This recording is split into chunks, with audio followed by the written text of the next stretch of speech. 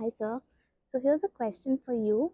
That can you tell us where the marks of the GK and the essay is gonna get added for that?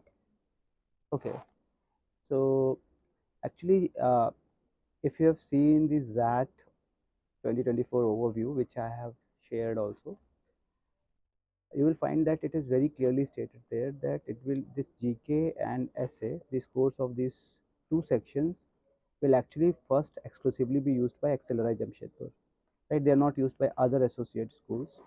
Number two, they are not used in making the merit list, right? Initial merit list for the interviews. It is used actually after you get through the interview process, and when we create the list of merit based on overall performance plus interview, right? After that, to differentiate, we bring in the scores of general knowledge and essay writing, right? So it makes a difference at the end. It's not used for tiebreaker at all. It's a process, a part of process. We definitely add, but we add at the end once you're done with your interviews, and we have final scores after interviews. Okay. Thank you so much, sir. Thank you.